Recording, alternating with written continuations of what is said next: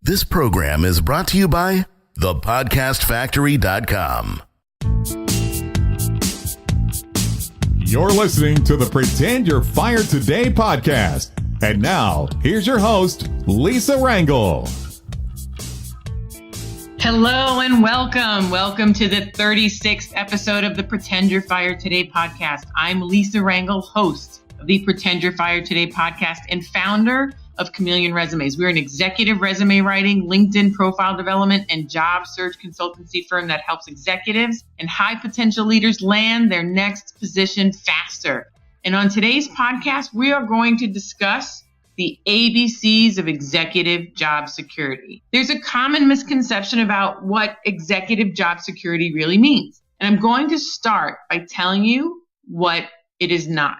Executive job security is not simply trying to stay with the same company for 20 plus years or until retirement. In fact, I may have another podcast episode on how staying with one company for 20 or 30 years may not be very secure for your latter employment years for most people. But let's not digress. Executive job security in today's tumultuous economic climate is about you taking precautionary measure, always looking towards the future, and making sure the decisions you make today will continue to make you employable in the future. Remaining employable is the crux to executive job security. I mean, if you're not staying relevant to your profession or your industry, you soon will not be needed. And that makes you unemployable and your job is not secure.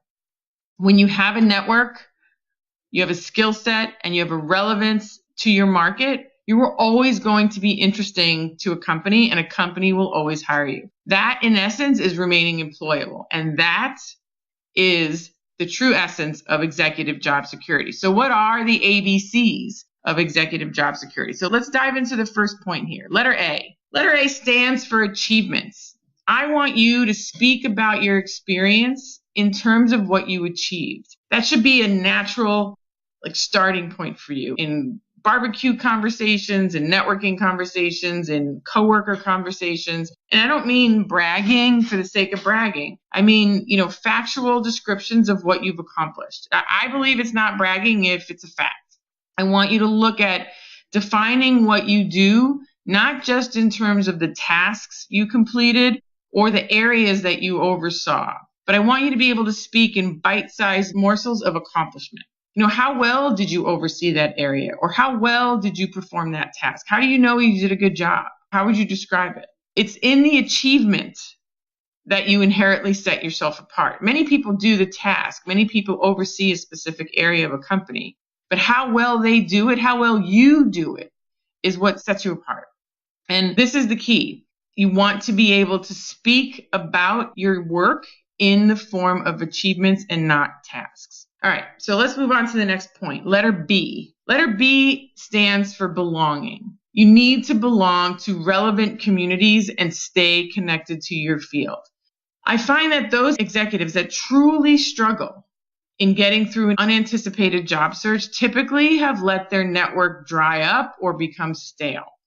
So then they're spending time, that job search time, trying to rebuild their network, and they're doing it during this vulnerable time of not working. And the situation of being unemployed without a network makes it very difficult to roll into another position fast. And not being able to roll into another position fast hinders employability. It means you're not employable or your employability is not strong. You want to belong to professional associations. You want to participate in those associations. Occasionally. It doesn't need to be a 24/7 rah-rah cheerleader participation. You want to attend industry and professional conferences. And I suggest even going without an agenda. Just go to learn, go to meet new people. It's 100% worth the money, even if you have to pay for it yourself. Here's why. A contact you make at one of these types of events or training sessions or professional development events, a contact you make at one of these types of events can be the contact that takes months off of your job search by helping you land a position months faster. That shortened job search is worth the conference fee, that extra income from getting your job 3, 4, 5 months sooner is completely worth the conference fee. Believe me. So you want to make sure that you are belonging. That's B. And lastly, letter C, continuity.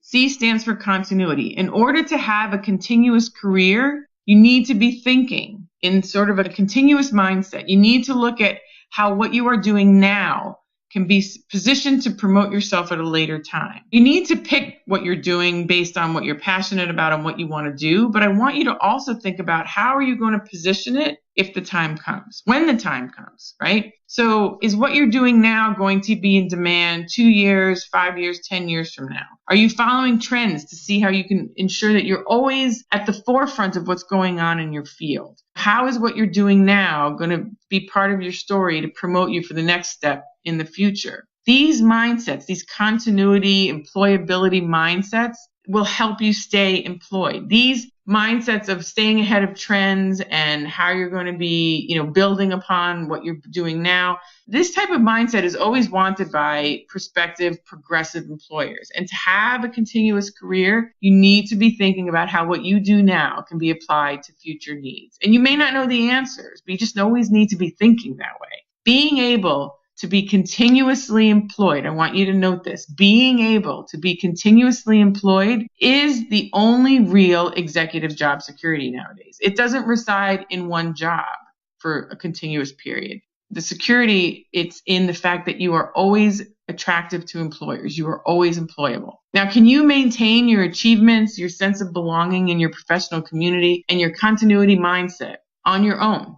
So this way you can ensure that you remain employable and you have executive job security because you're doing all of these 3 steps all along the way. Can you do that on your own? Because if you don't feel prepared to do all of these actions consistently or confidently, or you just simply want qualified accountability to help you stay the course, then I suggest you hire us for personalized guidance and have us train you and take the action that you need to be able to stay continuously employable. I want you to go to executivejobsecurity.com. Invest in our executive job security program and work with our team of performance coaches that will help you be proactive to further advance and ensure continuity in your career. This way you don't have to do it alone and you can maximize your performance in a shortened period of time by getting direction and not doing a trial and error type of process on your own. This career continuity coaching resource is found at executivejobsecurity.com. Again, executivejobsecurity.com. Once the payment's made, we will reach out to you and schedule your first call immediately. It's going to be awesome. In past episodes of this podcast, we talked about the only way to truly protect yourself from job loss is to pretend you're fired today and make a list of activities you would do to start finding your next job. You being able to find that next job fast is the key to you being employable. So again, go to executivejobsecurity.com and we can help you do the actions and train you on the actions you need to do to stay employed. And a key element of the Pretend You're Fired Today action list that we talked about in episode 1 is to keep your network primed and active so you stay in the forefront of your network's mind and create demand for yourself consistently. You want to be in demand when you need it. So you need to create that demand before you need it. This way, if your job situation changes unexpectedly, you already have pent up demand for what you do by doing these actions that we talk about here today and in all the prior episodes. And for the next few episodes of the Pretend You're Fired Today podcast, we're going to continue to go through a list of tactics and activities for you to do now as if you were let go today to ensure you are always employable and you are always ready for whatever the world brings your way. And if you want personalized coaching on how to conduct this and stay accountable to doing it, go to executivejobsecurity.com and you can hire us to help you stay accountable and do this. And this way you will have continuous employability. The first item on the Pretend You're Fired Today podcast list was the resume, and we cover that in episodes 1 through 8. And the second item on the list was updating your profile, and we cover that in episodes 9 through 12.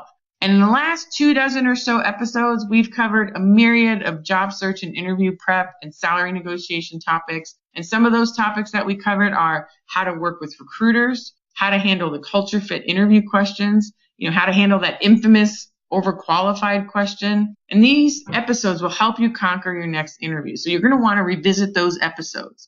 I'm so proud of you that you're listening and you're taking these steps to make yourself marketable when you don't need it. Again, that is the key to executive job security. Most people wait, and then an unexpected job change happens, and then boom, they're trying to learn this information in like a scramble format. It's awful. So kudos to you for learning it and doing it before you need it. This will help you stay employable. My friend saved me with her priceless advice. Pretend you're fired today. She helped me remain employable, and I'm paying it forward with you. And I ask you to continue to pay this sentiment forward and share this with as many executives and rising professionals who you feel would benefit from this create the demand before you needed advice. Doing the preparation suggested in this episode will prepare you to remain employable.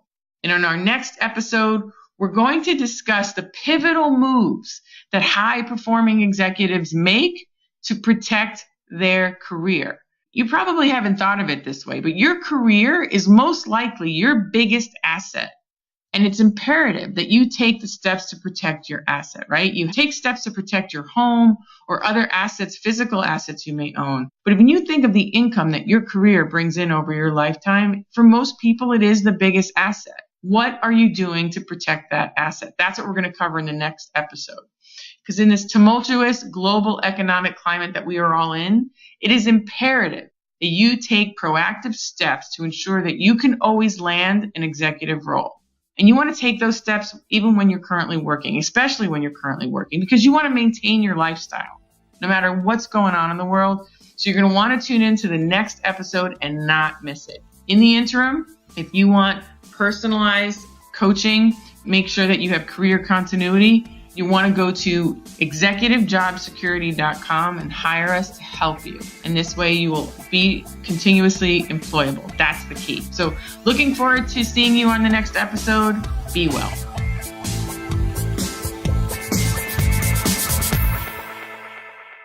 This is the podcastfactory.com.